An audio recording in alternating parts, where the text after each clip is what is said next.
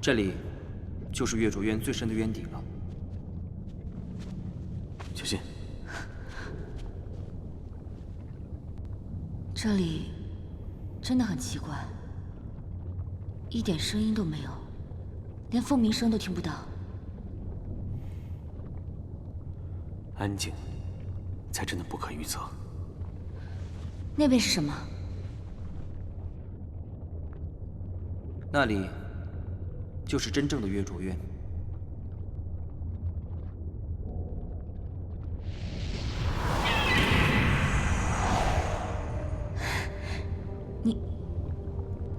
你们看，那还有只火凤凰，在哪儿？我怎么看不到？就在那儿，就在那儿。你来我这看，你看，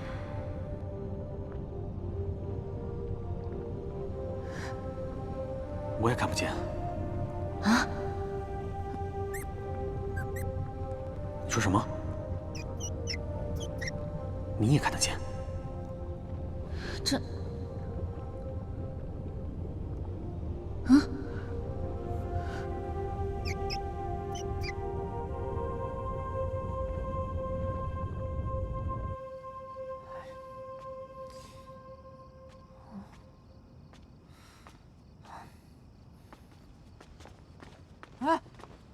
哎呀，你们回来了，吓死我了！我还以为你们在月灼渊出什么事儿了呢。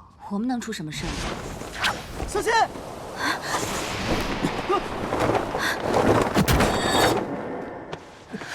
我没事。是凤璇的影子，又是他！我去会会他，你们留在这儿。你留在这儿，我去帮他。哎，你小心啊！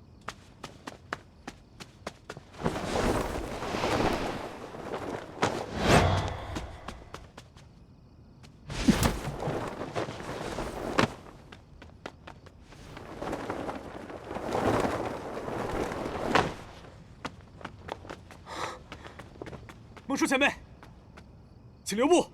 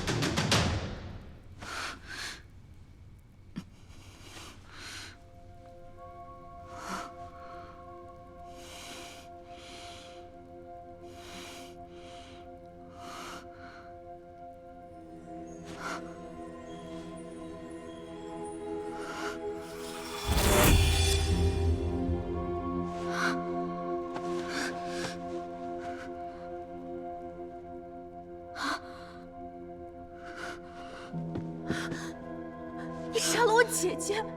你好大的胆子！你杀了我姐姐！原来你假冒医生，暗藏祸心，行刺王女，人赃并获。妹妹，你千里迢迢赶来我们玄机，出席这场大戏，实在是太热闹了。是你。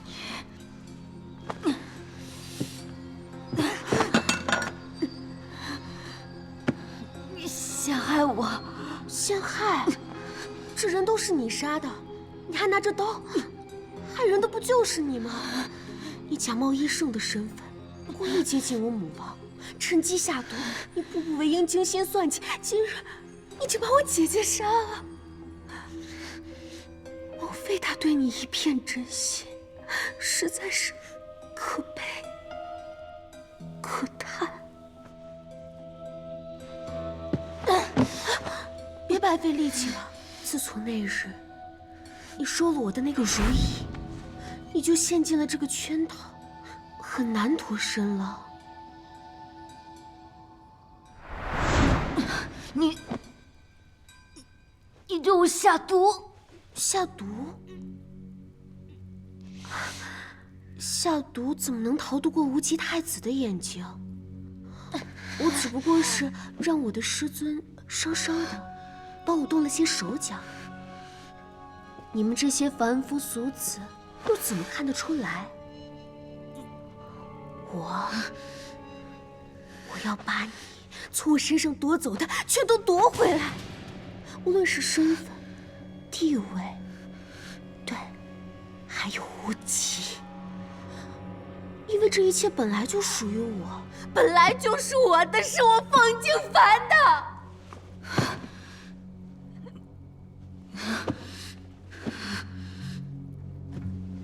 不然，凤静凡，凤静凡，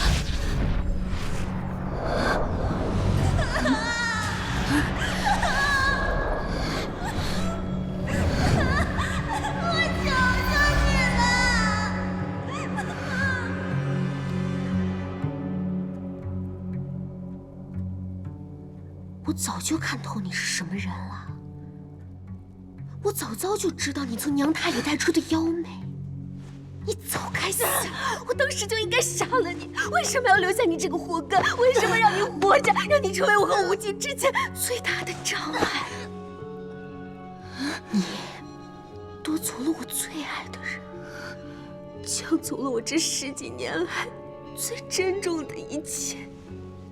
你夺走了我这10几年来最看重的一切，你早该死在那不见天日的冷宫里。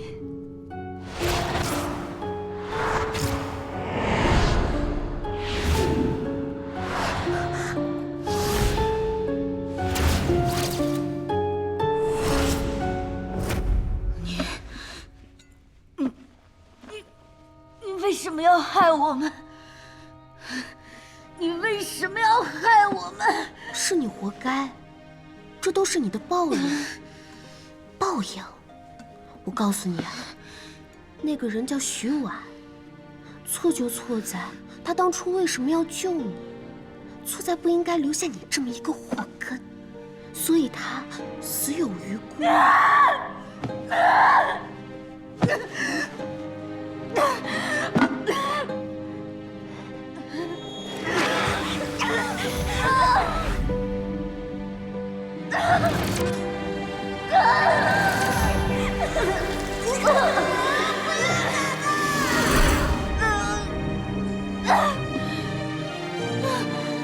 我到底是谁？我到底是谁？我到底是谁？我到底是谁？你是谁？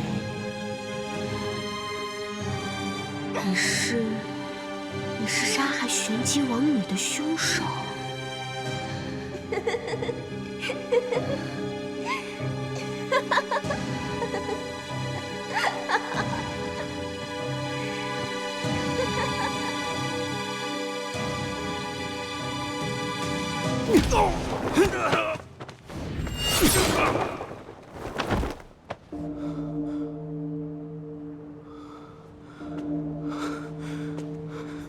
你赶不及了。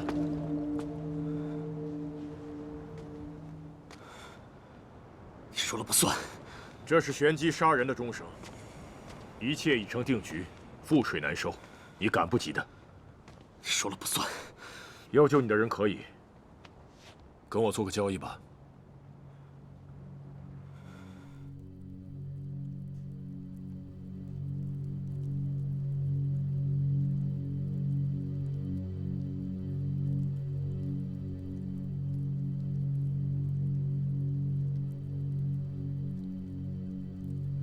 我到底是谁？为什么要陷害我？想必你是面具戴久了，忘了你自己究竟是谁吧？好，我现在就告诉你，这个人根本就不是什么医圣宗岳，因为我先前在天泉皇城见过真正的宗先生，我也见过这个御下犯上的贼女子。当时君父皇帝就下令说要杀了她，没想到她竟然跑到我们玄机国来了。是吗？就是他杀了我姐姐，我亲眼所见，他当时还拿着刀，就是他杀的。他说无极太子不能跟我们玄机王女结下姻缘，他还说无极太子只能是他一个人的。你为什么要这么做？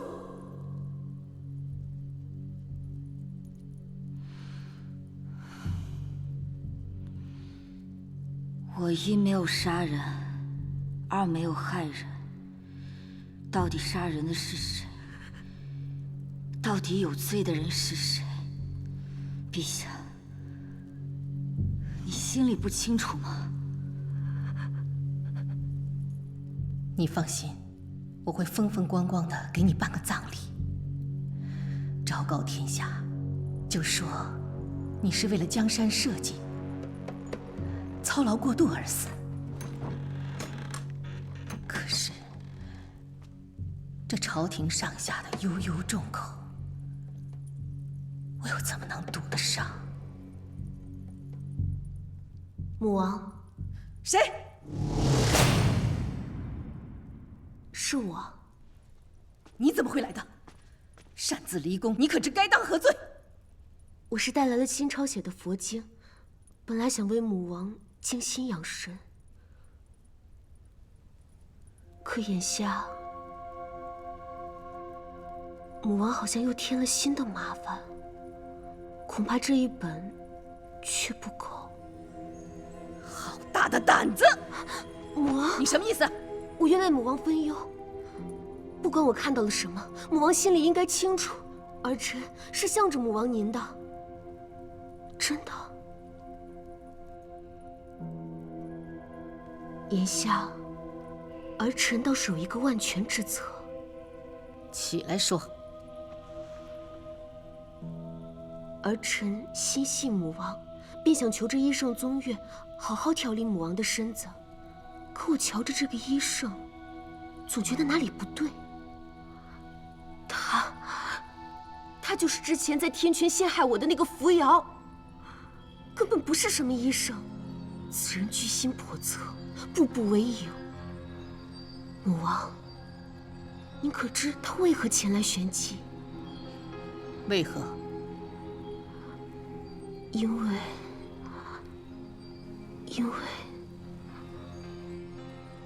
尽管说出来。因为他就是风无名。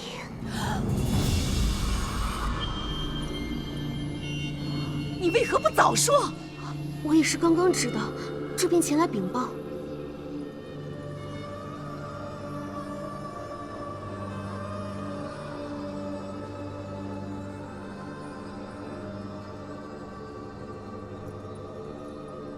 像，真是像。母王放心，只要我们斩草除根便是。我们师出有名啊，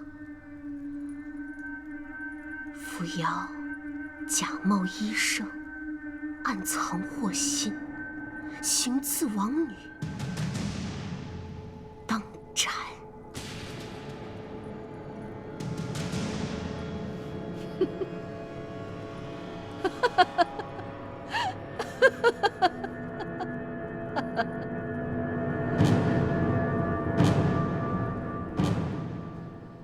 大胆贼女，证据确凿，还敢狡辩！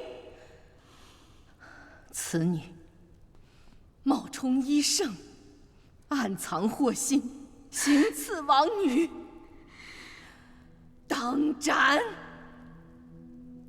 等一下，可我按这些罪名，我都无所谓，但我不能死得不明不白。你告诉我，我到底是谁啊，凤金凡？你是谁？扶摇姑娘，你一定是一时间被死心塌欲蒙了双眼，日后我一定会诵经为你超度，化去你这一身的戾气。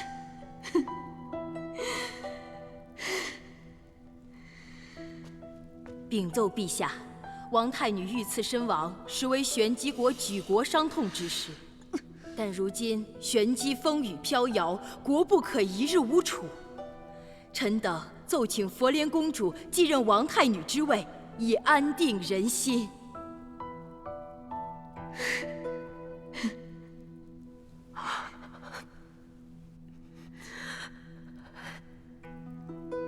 不，还是先为王长姐报仇雪恨，惩戒这个真凶之后再说吧。一切的恩宠赏罚，皆由母王您定夺。无极太子到。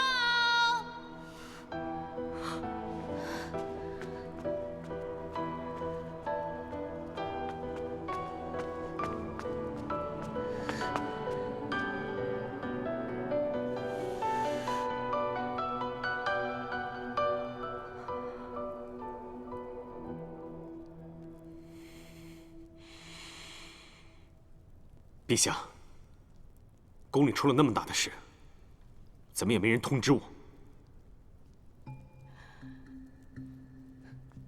禀奏陛下，行刺王太女的这个人是假扮医圣宗岳而来不假，但到底还是无极太子带入玄机，举荐给陛下的。如此说来，太子殿下是不是对我玄机有所企图啊？说起来，我们玄机可对你们不薄啊。如今大灾之年，皇城闹了戾气之毒，我们甚至还多送了30车金子给你们。历年的进贡也从来没有过亏欠，宁愿我们自己少些用度，也尽量保证皇城的开销。要说忠心耿耿，玄机一向是尽心竭力。不求您记着我们的功劳，但至少不应该暗箭伤人吧？倘若太子殿下对我们有什么成见，不如直接说出来，何必借他人之手呢？陛下，陛下，陛下，假冒宗岳一事完全是我一人所为，与太子无关。您要罚，就请罚我一个人吧。一人之事，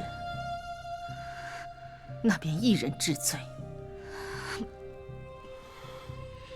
来人，在。将这个假冒医圣的刺客打入狱牢，严加看管。是。你们，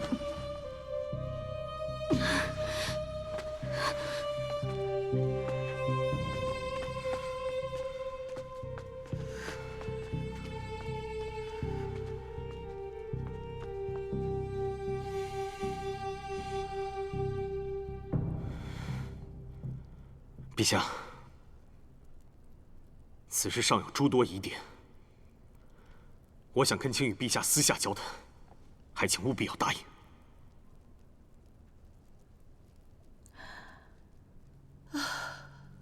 我大病未愈，此刻已心力交瘁，还请太子殿下见谅。太子的事，还是改日再议吧。恭送陛下。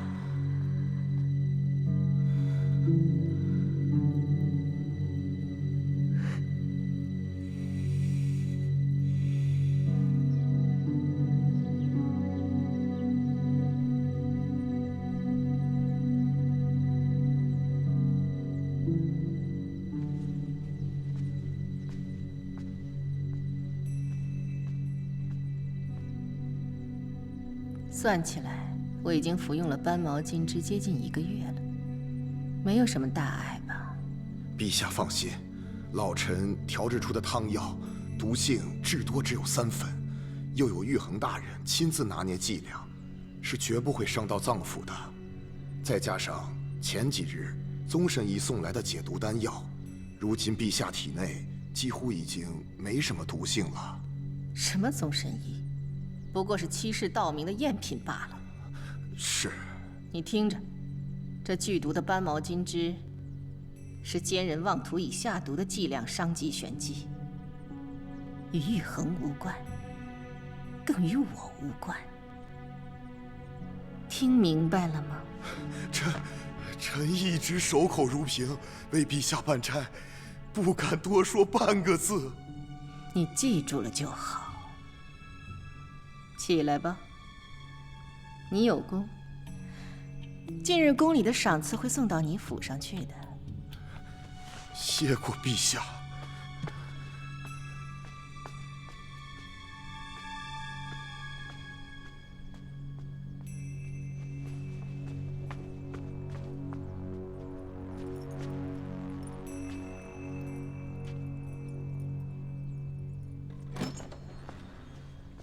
这个人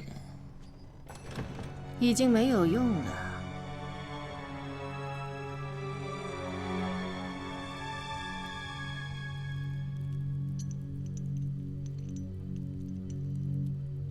我到底是谁？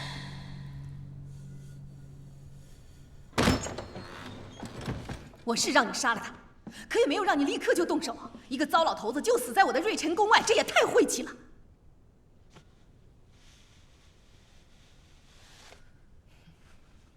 好了，我也就是随便说说而已，没有怪你的意思啊。事情已经办完了，我先回去。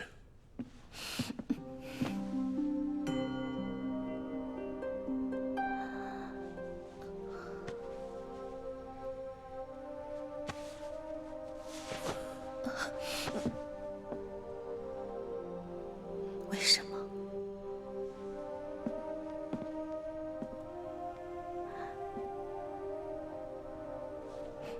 你看着我，看着我，你好好看着我。我的样子分明跟他一模一样，为什么我偏偏不行？你告诉我，为什么？你不是他，永远不是。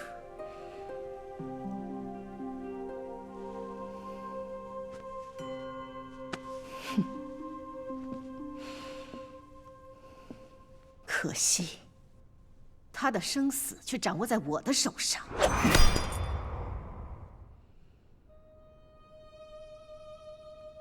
你终于忍不住要动手杀我了。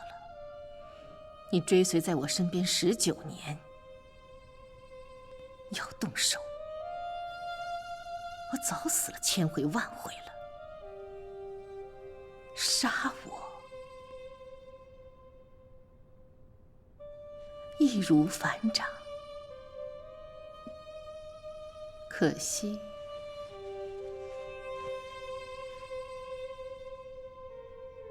你舍不得我。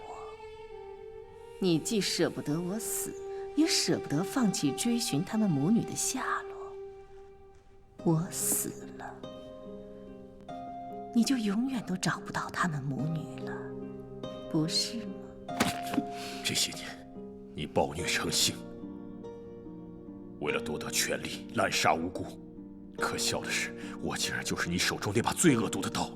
我这身脏血怕是洗不干净了。什么叫不人不鬼？什么叫心如死灰？你看看，你看看，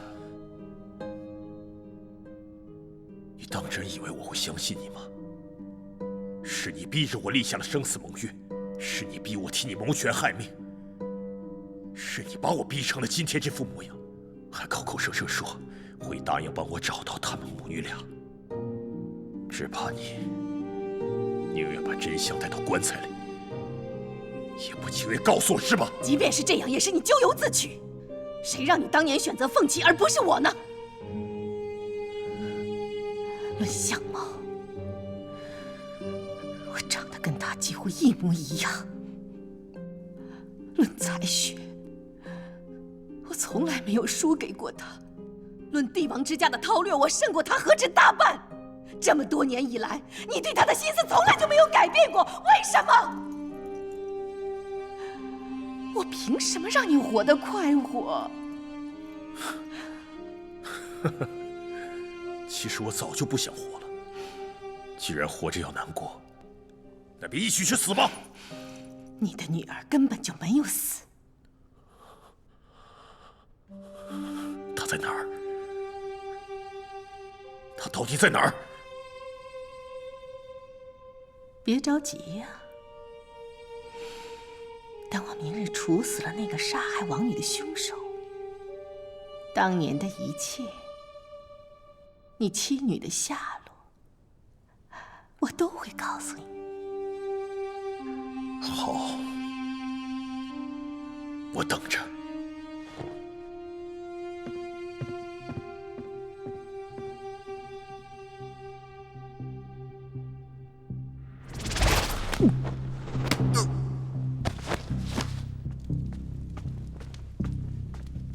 丫头，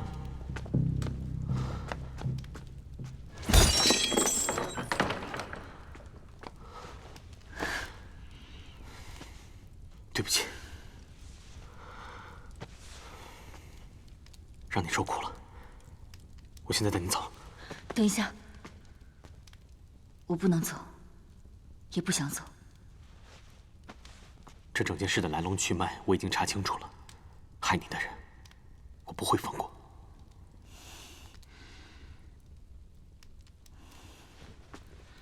我不想走的原因是，你记得我跟你说过，我在查一个凤凰图腾吗？那个图腾我小时候好像见过，但我想不起来在哪儿。这一次佛莲虽然害了我，可是却让我想起来一些以前的事情，但仍然非常模糊。所以，我想继续留在这儿，看看能不能查到以前的事情，也许能想起来我自己是谁。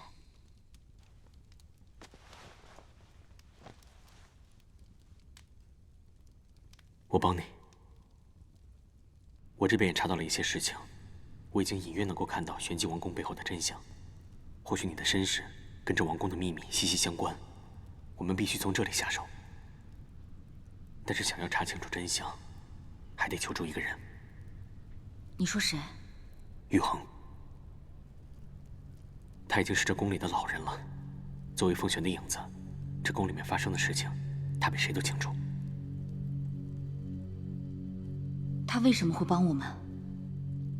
我与他有一个约定，只要我能帮他找到他妻女的下落，他便会在玄机王宫策应我们，尽量牵制住凤璇。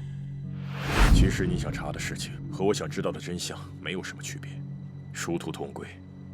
也许你我两人原本就是一条船上的人。你效忠于凤璇曲下，祸国害民，虐杀忠良，晚辈怎么配合你相提并论？是啊，是我受制于人，又能有什么别的选择呢？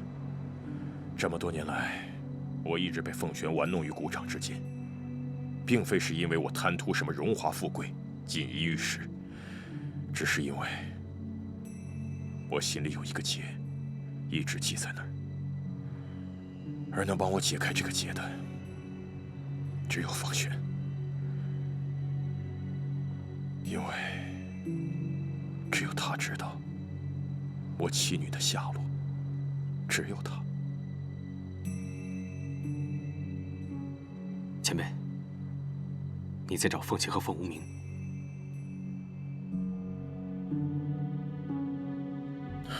我知道，也许我根本找不到他们。这么多年来，我一直隐在凤璇的身后做她的刽子手，就是因为她跟我说，他们还活着。我不敢不听她的话，万一他们真的还活着呢？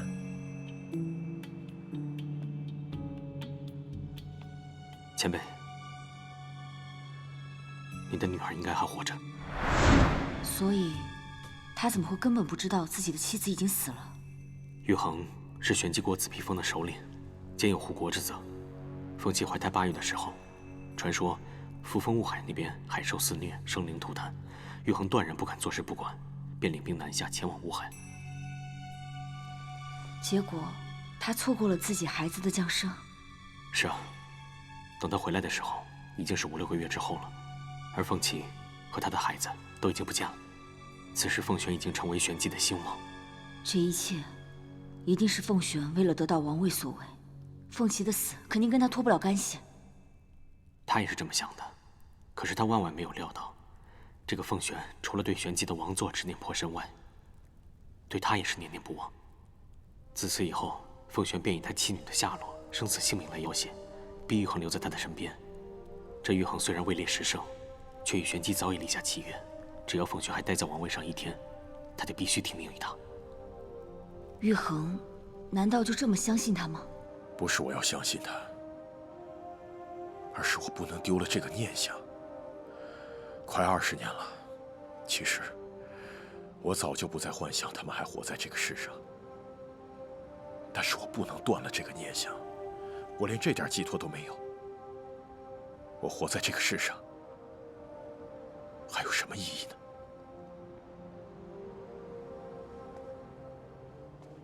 我答应你，替你找回他们。只是到关键时刻，还请前辈务必配合我的行动。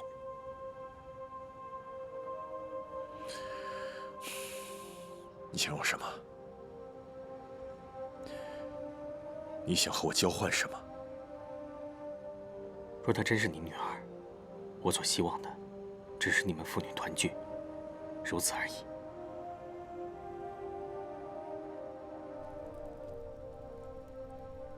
说起来，这玉衡也是可怜之人。快这边！我跟玉衡约在瑞辰宫1个时辰后见。快点！我们现在赶紧走。在哪？还想逃？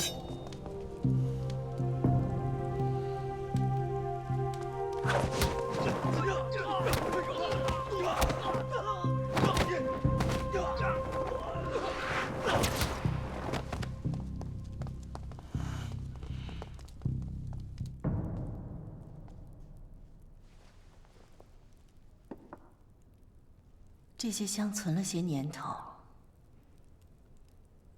本想等你成亲的时候一并燃了。如今看来，我也不用费心思的再存着了。侄儿啊，你怪不得我狠心，也怪不得凡儿害你。要怪，只能怪你生在玄机王室。从你一出生开始，你就应该知道，这条路上只有你死我活，万中存一。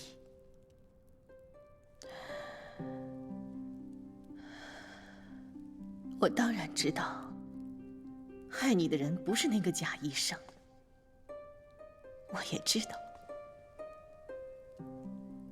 你死得不明不白。可是那又如何呢？玄机的凤冠上一直都是带着血的。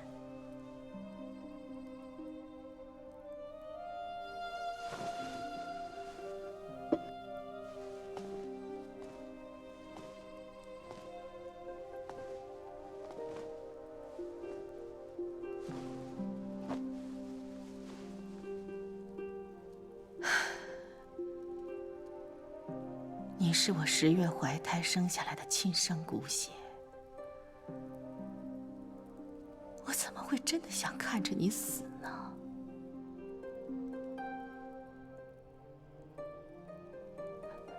可是你的命不好啊，你听到了那些不该听的话。不是我不相信你，我是不相信玄机王氏这些烂了的人心。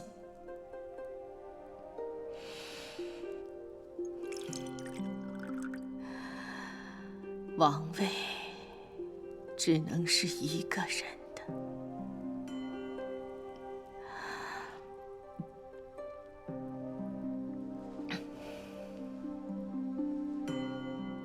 你虽然年长几岁，可是论智谋、心机、狠辣，你却远远不及凡儿。这个王位是个牢笼，更是个诱饵，自相残杀，不计生死。谁是最后的赢家？谁才是玄机最尊贵的人？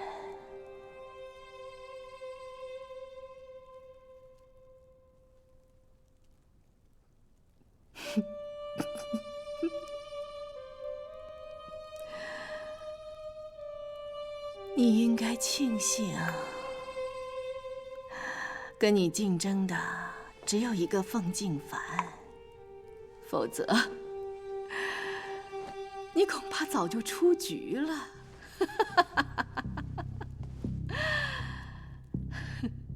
你若是能够明白我的这片苦心，就在天上好生庇佑你的母王，让我在这个王位上做得更久一些，做得更安稳些。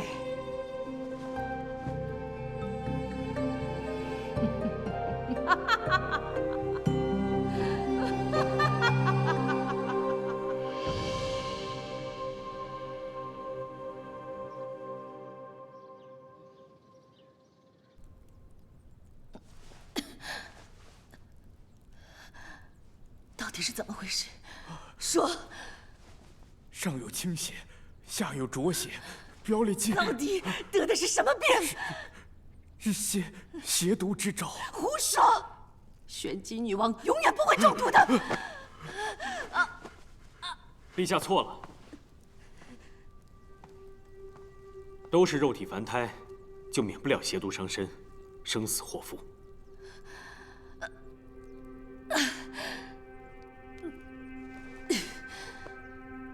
退下！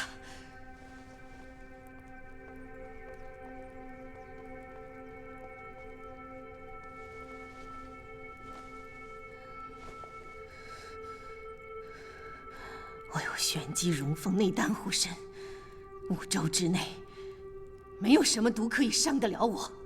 都言荣凤内丹奇效可居，可传闻有几分是真，有几分是假，想必陛下比我还清楚。再说了，穹苍的毒，也绝非寻常药物可解。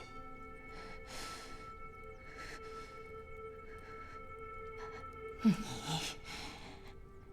竟然下毒害我！哼，如此卑鄙，是何居心？我倒是想问问陛下，自己给自己下毒，这一场独角戏演得玄机宫中人人自危。陛下，您是何居心？不过陛下也不必过于惊慌，此毒下的浅，不至于要您的命，最多就是样子难看了点。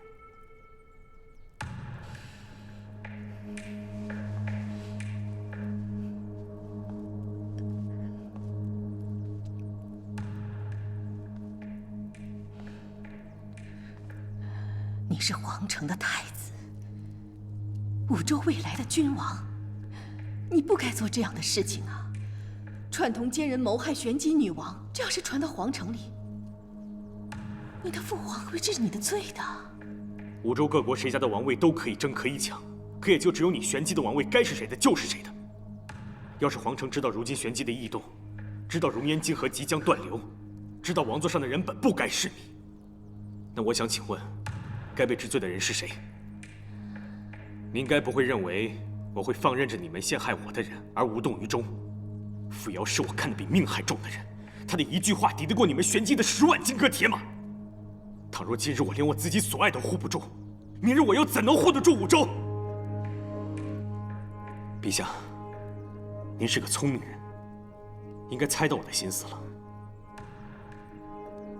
我隐忍至今只为一事，我要知道19年前玄机宫中究竟发生了什么。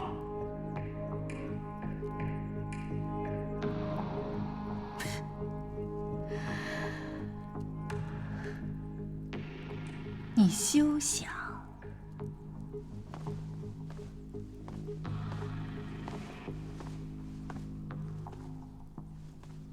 硕郎，他要害我，你杀了他，马上杀了他！我只要知道真相。你赶紧杀了他，马上！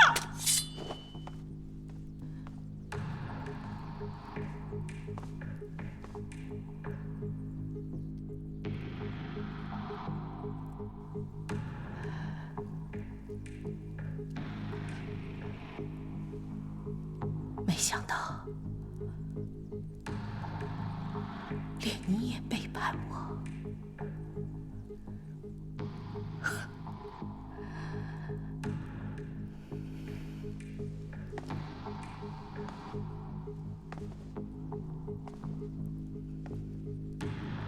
你杀了我吧，与其被他们暗害毒死，倒不如今日就让我死在硕郎的剑下。他们到底在哪里？动手吧！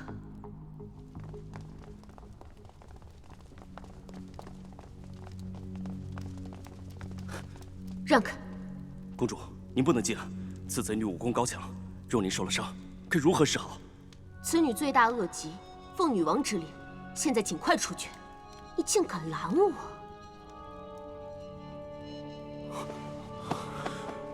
还不快把那个贼女给我押出来！贼女，她逃跑了。什么？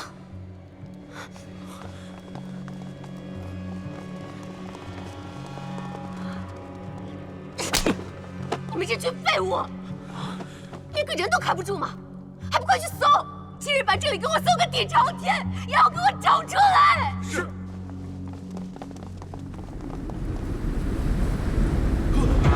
不二，住手！师尊，谁也别想伤害扶摇。师尊为何不可？他就是一个贱人！你可知违抗我，是何下者？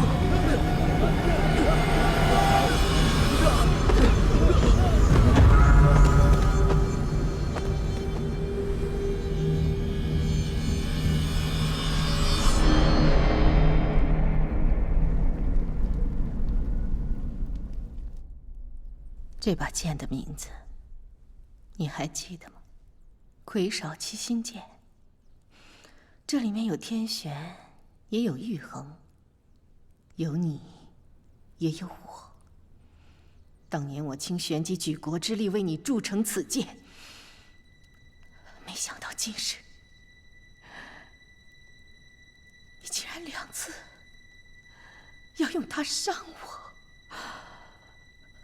硕郎，你可以不接受我，不在意我，甚至也可以背叛我，但是你不能不相信我对你的好，把我这么多年来对你费尽的心思都当成是假的。我不想杀人，就这最后一次了，就这一次了。只要你杀了他，我答应你。你想知道的一切，我全都告诉你。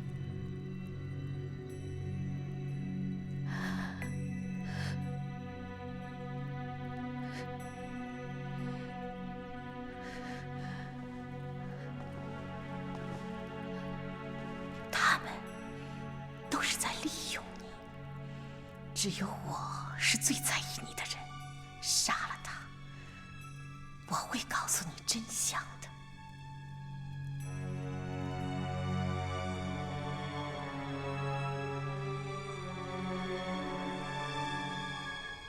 怕是已经晚了。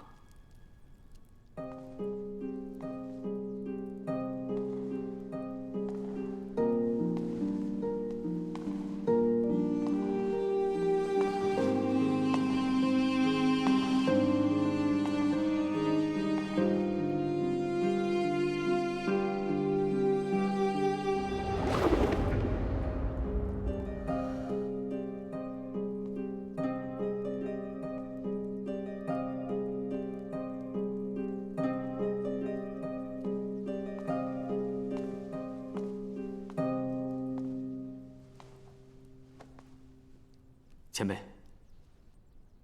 您仔细看看，扶摇应该就是您女儿。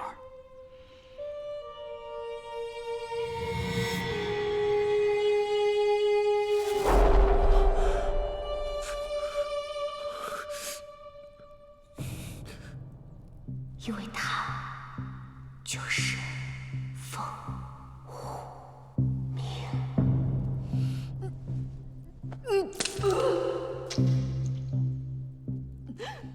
他说的到底是不是真的？是不是真的？告诉我，我的妻子还有我的女儿到底在哪儿？我跟你这么多年的情谊，竟然比不上外人的三言两语吗？胡说，谁不会呀？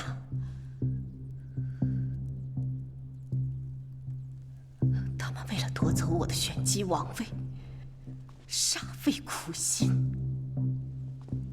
先杀了我的王长女凤静直，现在又来下毒害我，更是站在这里妄言挑拨，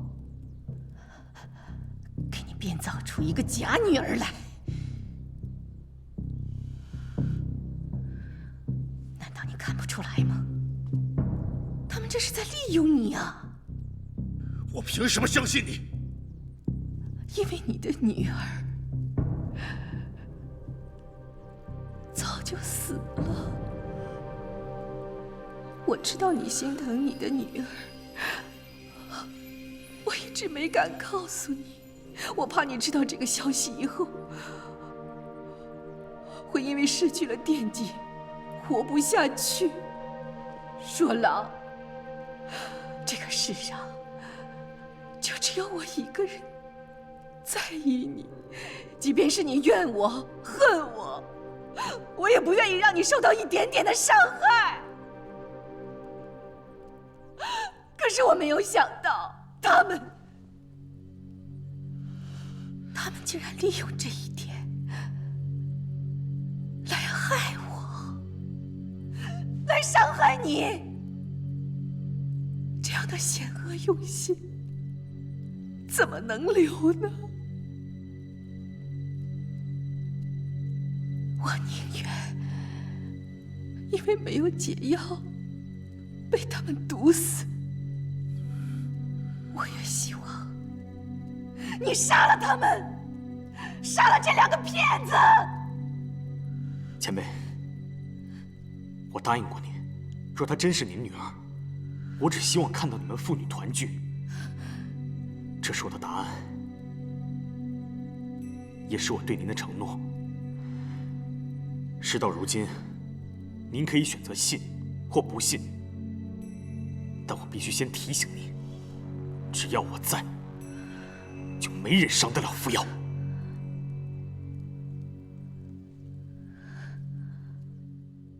我有一个办法，可以证明他是不是凤琪的亲生骨血。说。开香炉，燃凤胆，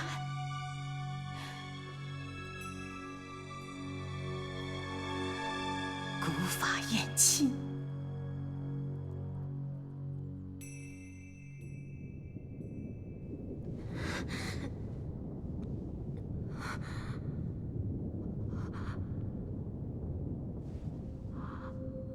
师尊，师尊是你吗？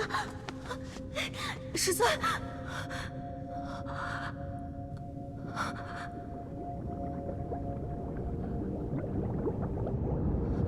你为什么带我来这儿？师尊，我求你帮我一个忙，一个小忙，你帮我杀了扶摇，你帮我杀了他。你不也是想杀他的吗？我何曾想过要杀扶摇？我可以杀尽天下所有的人，但是我不会杀他。难道连师尊你也要保他？他是一个19年前就该死的贱人！为什么你们所有人都要拼了命的保他？为什么？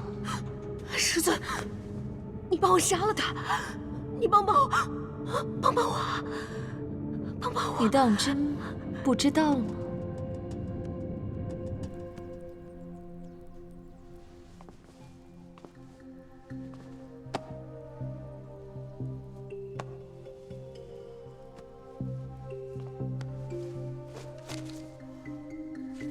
玄机古法有训：王族血亲查验之时，当取2人的青丝云鬓，放置到染过凤胆的阴骨里。这上面说，等到凤胆燃尽之时，倘若你们2人真是玄机王室亲生血脉，阴骨里便会红光一片；倘若不是，亦或2人毫无关联，此时就会黑雾遮盖，阴云不散。这是玄机王族的古法，不会有错的。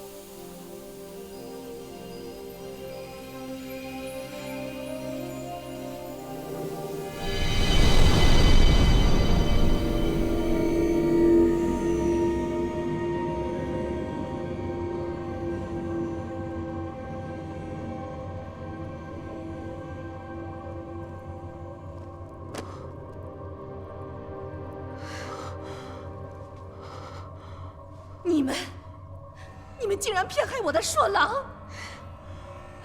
你看看呀，我怎么会骗你呢？一直在骗你的就是他们呢！你的凤琪死了，你的女儿也死了，你现在有的就只有我了，硕郎。硕郎，只要有他们在，玄机就不再是我们的玄机了。无极，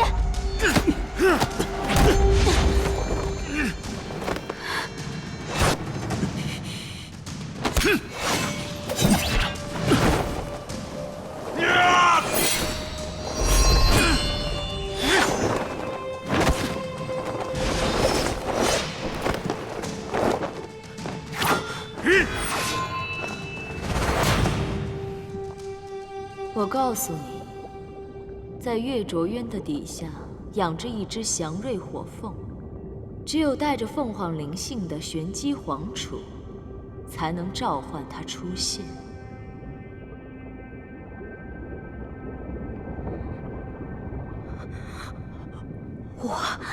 我是寒莲而出的公主，我是玄机王族唯一的继承人，我有凤凰灵性，我可以帮助师尊。为了唤醒这只火凤，我已经等了太久了。如果佛莲能帮到师尊，那是佛莲最大的福分。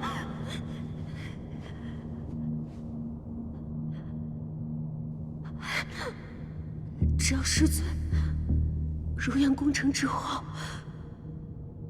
我别把我杀了那个扶摇，他不能活着，他必须死。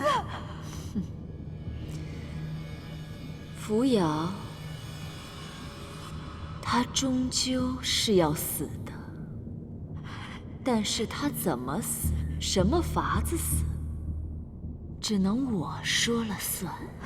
师尊说的对，他的生死全由您定，都由您说了算。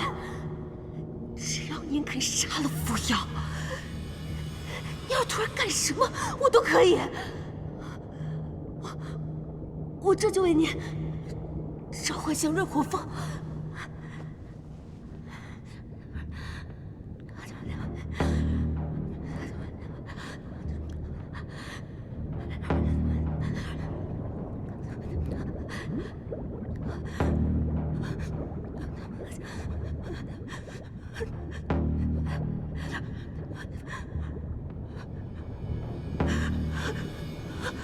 快出来！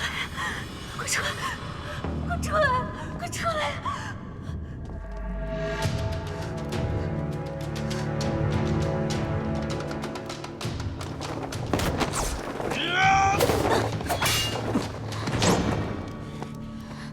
小子，你和谁抢王位，我不在乎，能不能帮忙，我也不强求。但是，你有这事骗我、利用我，你这就是找死！前辈，您当初在穹苍玄翼的时候，可曾听闻过月卓渊的凤凰到底在看守着什么？你想说什么？玄机王座上的人若没有凤凰灵性，压制不了月卓渊的话，届时火凤凌空，大患将至。承受灭顶之灾的可不只有一个玄机。你到底是谁？我是谁不重要，重要的是您得知道，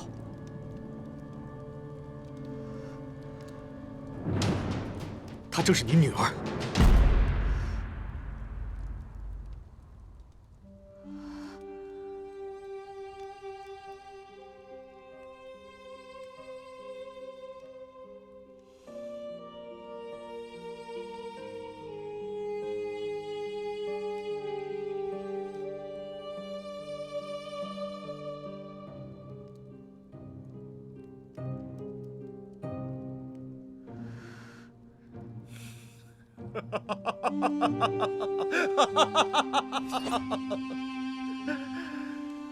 骗我！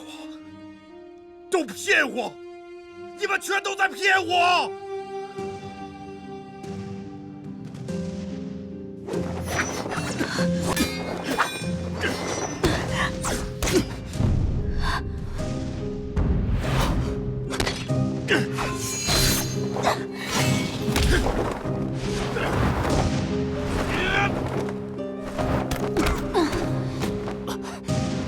不要！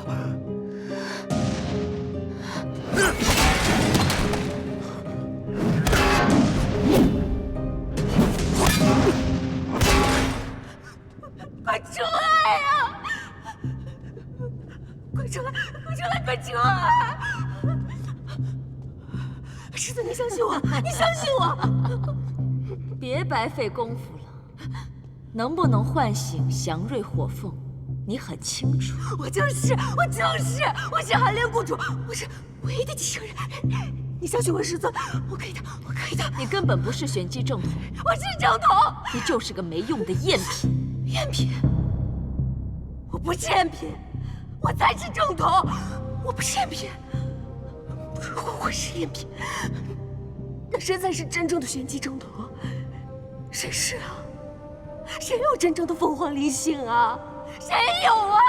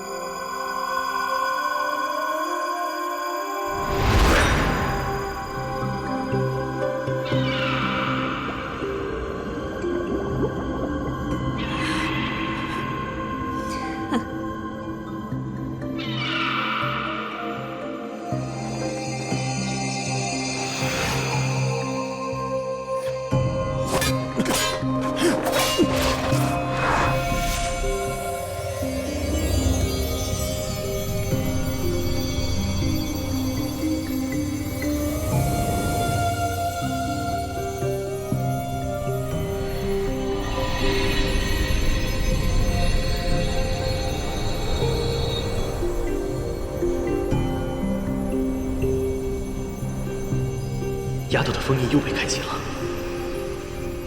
玄机宫中凝结魂技的地方，便是这祭坛。这里能解开它的第3重封印。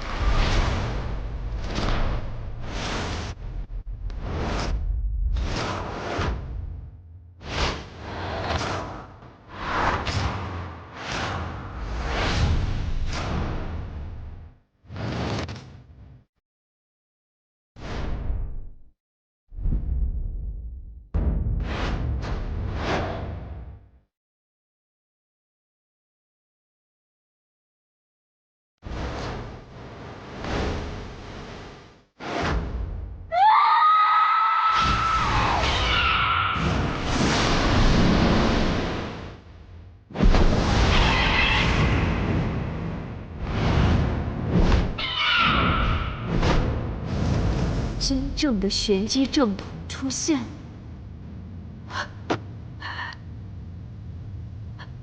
是谁啊？是扶摇。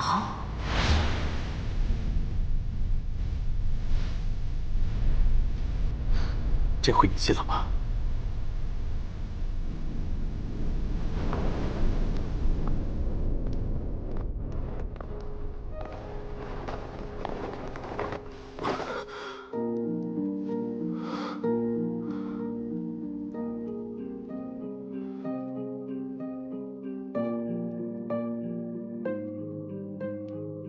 玄机连峰，浴火而生。原来这血就是火，这凤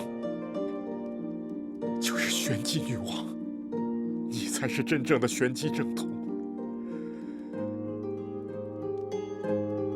这就是我的亲生骨肉。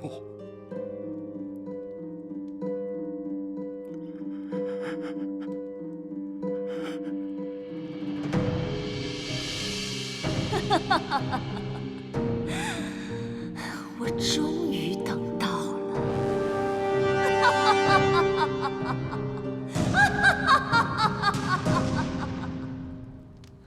我全都想起来了。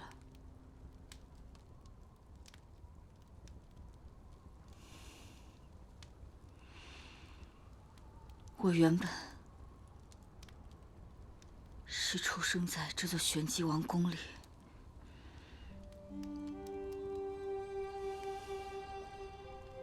他们说我是寒莲而出的公主，因为我出生在冬日里，原本枯萎的莲花都开了。你有罪，你的罪就是生在了帝王家，从你一出生开始，就注定是个悲剧。 你今日就是来跟我吵架的吗？我告诉你，王位是我的，玉衡也是我的，你抢不走。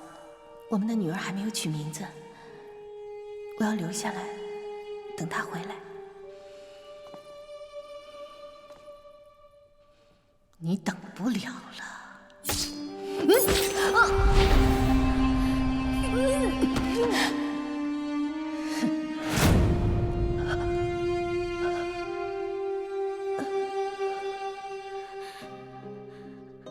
救我的人叫徐婉，她是母亲的贴身侍女。后来我才知道，她为了躲避宫中的搜查，带着我在这加强的密室中待了整整7日。她告诉我要忘记自己的身份，从今往后我叫无名。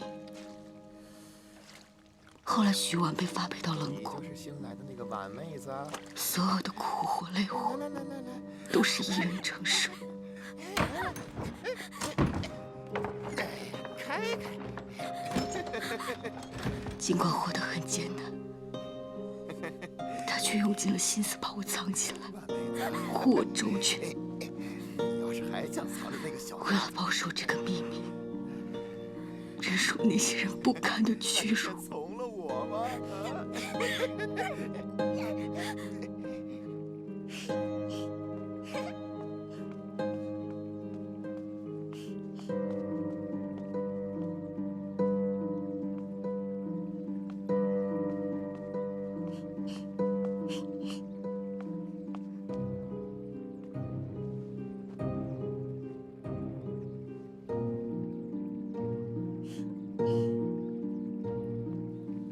那个时候，冷宫后面飞起的莲池，就是我唯一的去处，也是我唯一能放下防备的地方。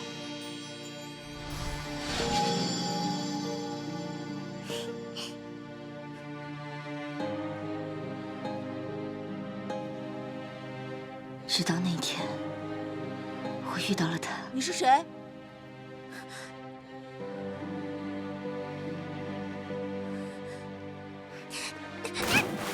他比我见过所有的人都好看，比我见过所有的莲花都干净。我想，他一定是这世上最耀眼、最美好的神赐了。怎么样，你没事吧？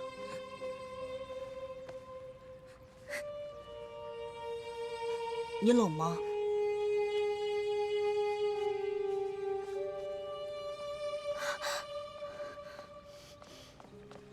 啊，走。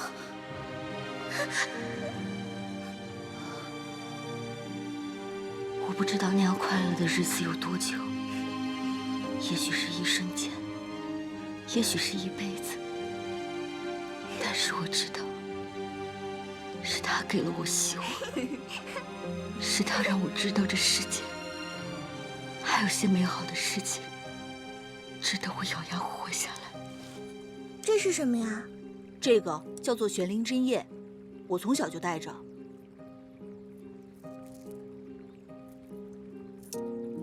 送给你，就当是你我相识的信物吧。还从没有人送给我东西呢。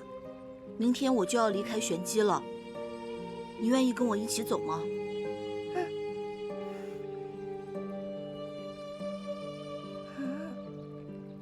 这是什么意思？我想走，可是我舍不得婉仪。那便带着她一起走。太子殿下，我要走了。说好了，明日天亮的时候，你们在这里等我，咱们一起走。他说要带我走的时候，我真的以为黑暗的日子就要结束了，没想到那个违约不来的人，竟然是我。